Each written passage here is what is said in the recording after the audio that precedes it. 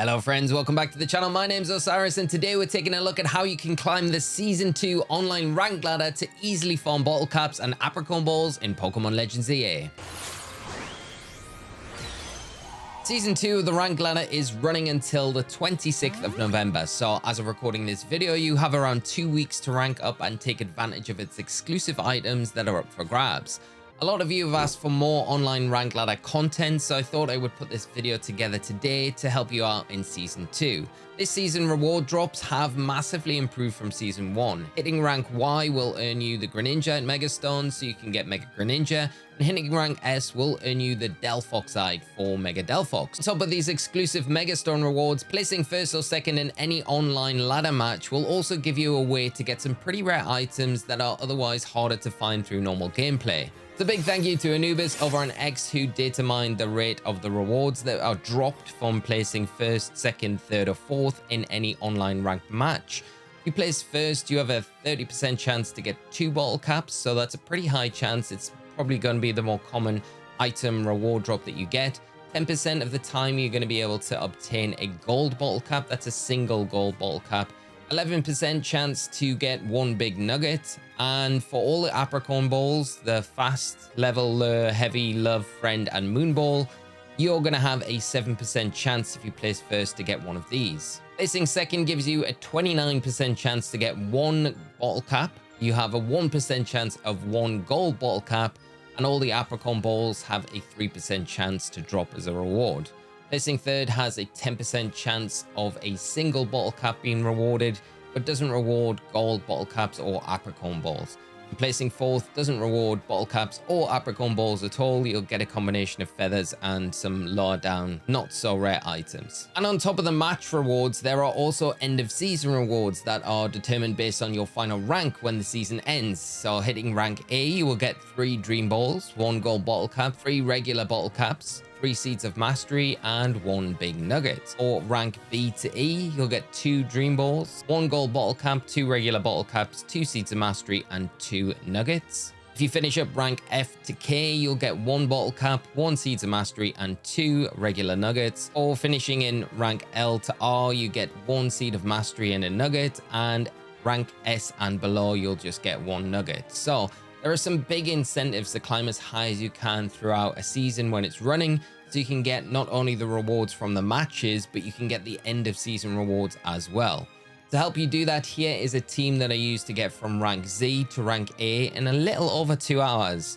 It's easy enough to put together in game and uses Pokemon that aren't difficult to find at all. So the Chandelier is going to be the lead Pokemon of this team, Ghost and Fire type. It's going to give you really positive matchups into a lot of the common stuff that you're going to see in the format at the minute.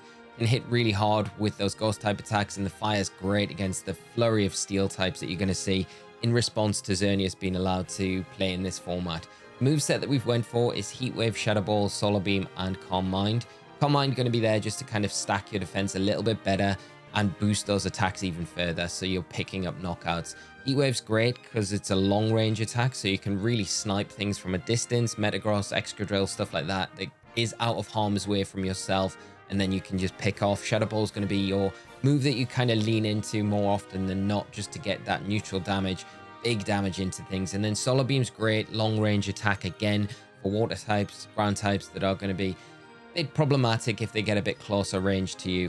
It's a really great option. I did play Overheat over Heat Wave throughout some of the ranked matches that I played, and that's a bit more of a closer range attack, but it is so much more powerful. So there's an option there if you want that little bit extra power, but the Heat Wave I just think is really valuable in those long range situations to make Chandelier very, very dangerous. We've got an EV spread, very straightforward, does what it needs to, just maximizes bulk with 252 in HP, maximizes that special attack, 252 in there, with a modest nature as well, the rest put into that defense stat.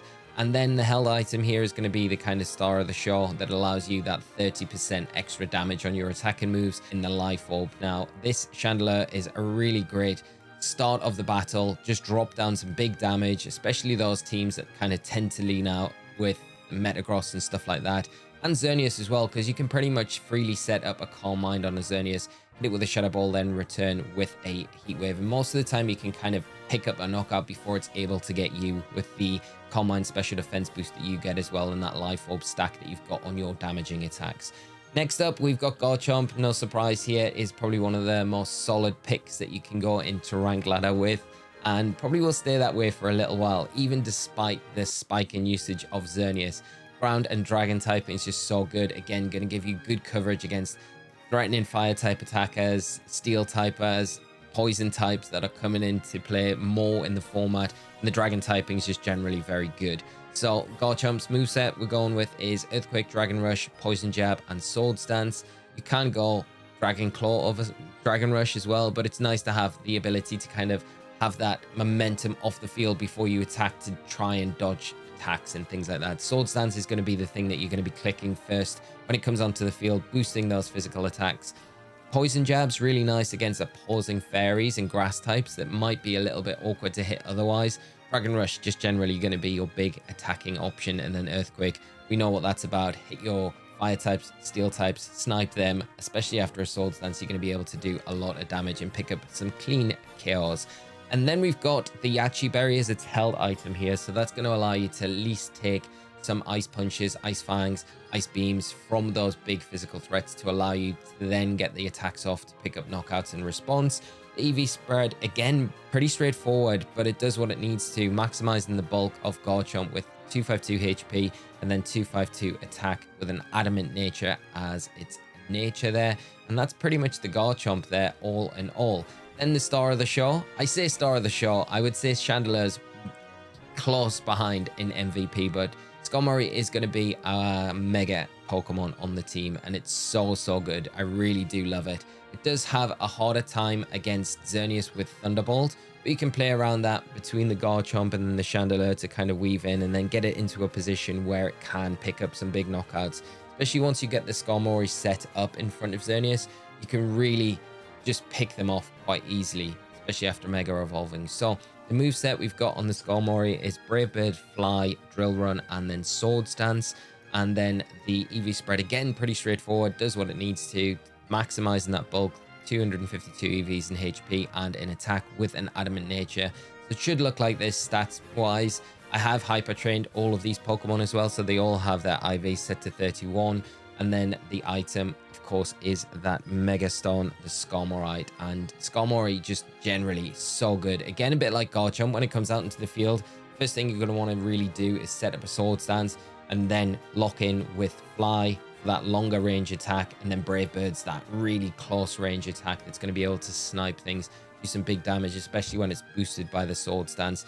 Drill Run's great for picking up threats that resist those flying type attacks, things like Chandelure, Excadrill that you're going to see. Metagross as well really doesn't like taking a Sword Stance boosted Drill Run, so it just gives you that nice coverage. The ground and the fly-in match up perfectly, and that is basically the team overall, and it is very strong. If you build it, it's going to give you a nice way to kind of get through the ranks, get those first places a lot of the time, and then when you've got practice with the team as well, you can kind of just maybe tweak a few things here and there with the team that are going to allow you when you're in rank A to keep getting those first places if you're wanting to farm for those higher cost items that are able to drop the gold ball caps, the Apricorn balls and things like that. This team will allow you to be able to get some nice wins against a lot of the common meta stuff. So that's the team in a nutshell for you.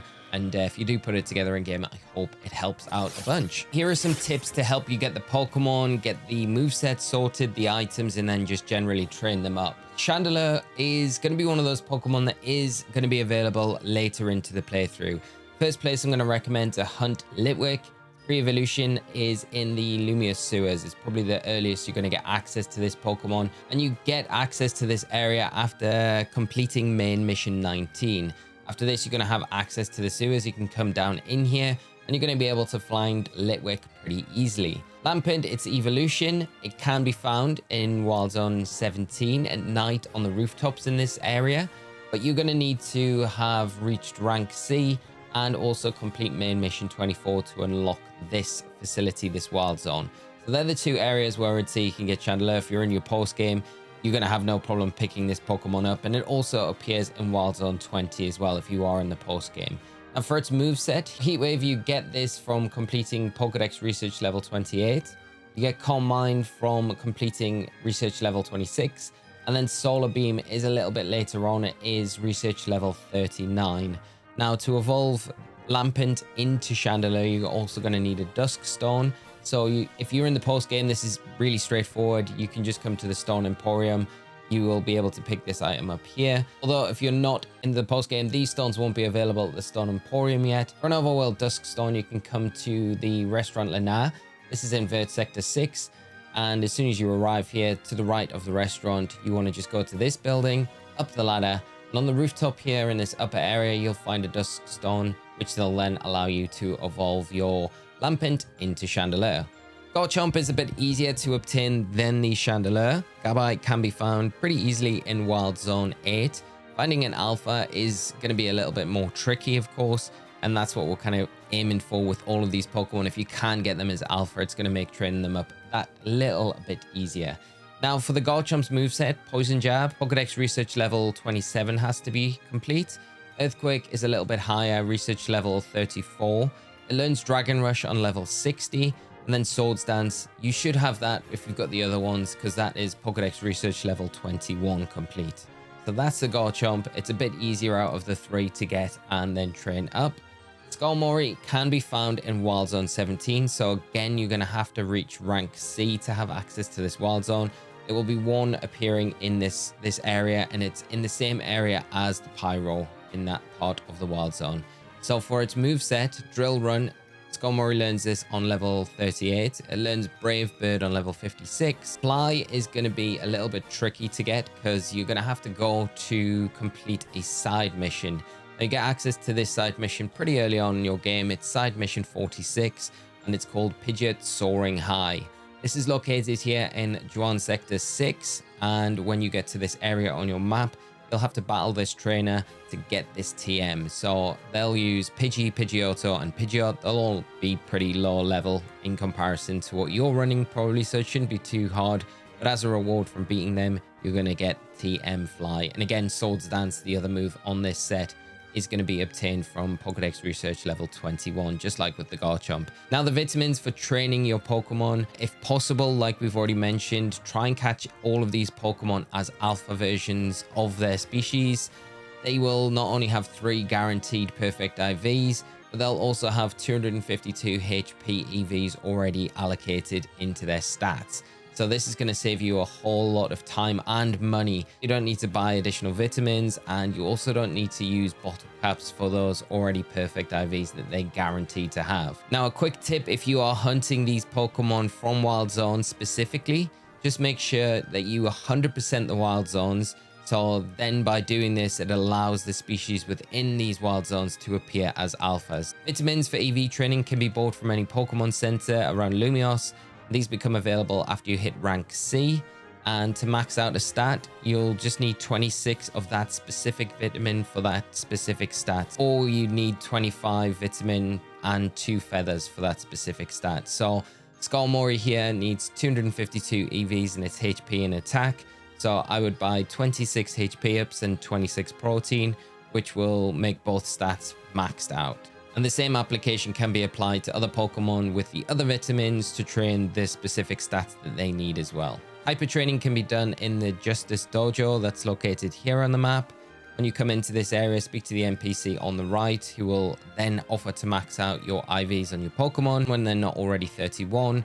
Your Pokemon just need to be level 50 or above to do this, and you'll need bottle caps or gold bottle caps to pay for this facility. Nature Mints can be bought from the vendors located here on your map, which is just above Rouge Sector 1. They cost 20,000 Pokédollars each. And for this specific team, you're going to need 2 Adamant Mints, one for Garchomp, one for Skarmory, and a modest Nature Mint for Chandelure. Check the natures on your Pokemon once you've caught them, because you might already have the natures that you need. So that would save you a bunch of time and money to do this. The items that you're going to need for your Pokemon. Now, the Life Orb is probably the most difficult one to get, which is for the Chandelier. If you're in the post game, this can just be purchased from the Racine construction building. Once you're inside here, come through to the main area and speak to this NPC who will sell you a Life Orb item. If you're not in the post game, you can get a Life Orb, but you're going to have to do a side mission to get it.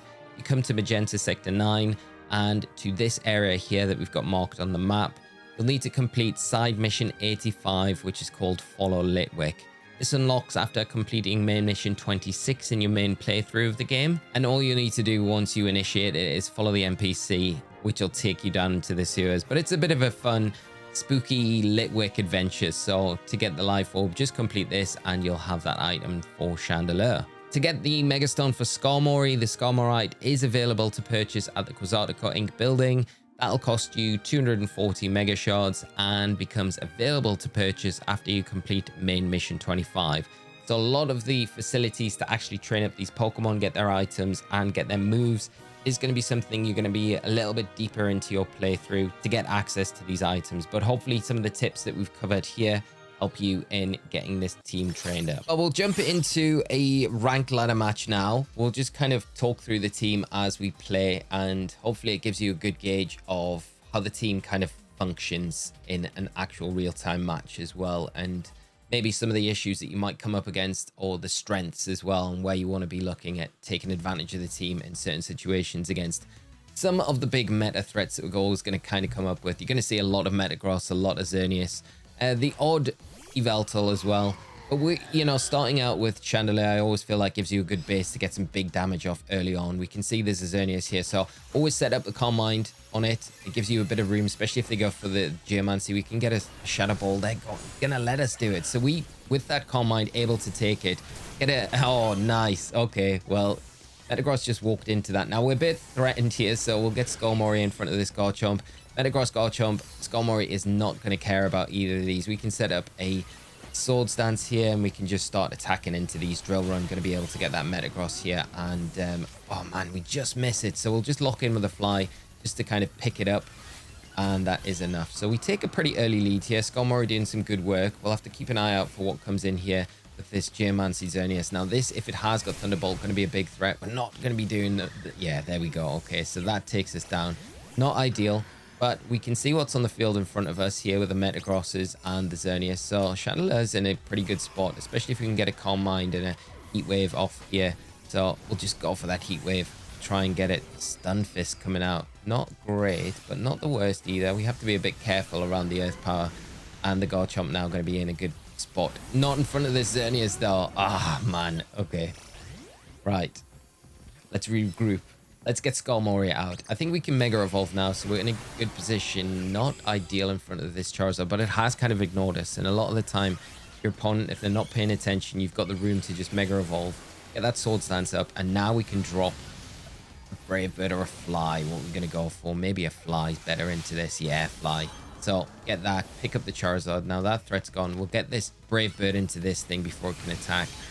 And now we're in a good spot now. Is this Xerneas? It is. Okay, so now we're Mega Evolve. We can hit a bit harder. We've got the Fly. It is Geomancy. Not getting the damage that we really need off onto it. But yeah, another Thunderbolt. That's the issue with the Xerneas always carrying Thunderbolt. You have to be a bit careful. You've got to have that Sword Stance under your belt. And if they've got the defense boost as well, it's going to make it really difficult. But Chandelier, on the other hand, can come in, Calm Mind pretty freely, and then drop one of these Heat Waves here, which is always going to be useful, especially when there's like two Pokemon going at it, like the Garchomp and the Metagross here. So can we switch? Yeah, let's get this Skarmory out. That's not ideal with this Charizard on the field, but also if we can get a Sword Stance up and we can lock in with a Fly, which they've made a really good switch to the Stunfisk here. But it isn't chasing us down directly right now, so we need to get off the field. This Thunderbolt's too much of a threat. But then the Xerneas also threatens us. Poison Jab not really doing the job there. And we do go down once again. Yeah, lots of Xerneas out at the minute. Chandelier can come in, Calm Mind up, and hopefully Heat Wave as well. Get that Heat Wave off. Okay, and then that's the match done. So we do win that one. It was a bit kind of backwards and forwards, very close there. But you can see, you can get a good idea of like the common threats that we're seeing at the format at the minute and how well this team can perform against those big threats. Hopefully we get a good reward here with maybe one of those Apricorn balls. I mean, Apricorn ball or gold bottle cap are what I'm always kind of fishing for, but anything else is always a bonus there. So just bottle caps. Okay, it's not too bad. Get a nugget and some rare candies as well. We'll jump into one more and we'll show you hopefully something a little bit different. We see some different Pokemon coming out. I really love the team. I think Chandelier is just so good, especially with the Life Orb. The damage, I think a lot of opponents don't expect the additional damage that the Life Orb gives you. It's so worthwhile as well. You've just got to be a bit careful around the recoil that you take from the 30% boost that you get, but I think it's so worth it. So let's see what we go up against in this one here. What have we got? This is one of my favorite courses. We've got a Metagross and a Xerneas here, so we can, here we go, and see if we can snipe it with a Heat Wave here early on. If we can, that might give us an early point. If we can, there we go. Okay, so that's good. We've got coming in. Let's switch to Skarmory, get out of harm's way. Now we can kind of set up on this. We've got to be a bit careful around the Xerneas behind us. If it's still out, it is, yeah, so that's not ideal. Got the Thunderbolt, yeah. So that's going to be a common thing that you're going to see. The Xerneas with the Thunderbolt. You really need to be in a position where you can kind of get yourself set up against it and then do some damage or get Chandelier in. This defense boost is going to be really, really useful here. Ooh. Okay, let's see if we can snipe this camera from behind. There we go. The power of Shadow Ball there with that Life Orb. So strong. To take care of that one pretty easily. Okay, can we get this Excadrill? We've got the defense boost, so we might be able to... Yeah, there we go. Nice. So Chandelier putting in a lot of work. Great. Okay, well that... We got a knockout for our troubles, so that's not too bad. Skarmory, let's see if we can get you in and get you set up to do some work. Let's just snipe this so no one else can pick it up. Against the Metagross is going to be great. Okay, get that Swords Dance set up. Get a Drill Run. And we hit... just dodged it. Not ideal. Cool down. We've got to wait for the Drill Runs. Not ideal, but... There we go. Okay, we get that. Now, can we get the Fly lock in? Let's see how much damage it's going to do to Xerneas. Non-Mega, not as good as it could be. Switch to Chandelier just to get out of the way of that Thunderbolt. See if we can get a Calm Mind up. Oh, the Garchomp coming in. Not great. Let's switch back. Okay. Skarmory back in. We can now Mega Evolve.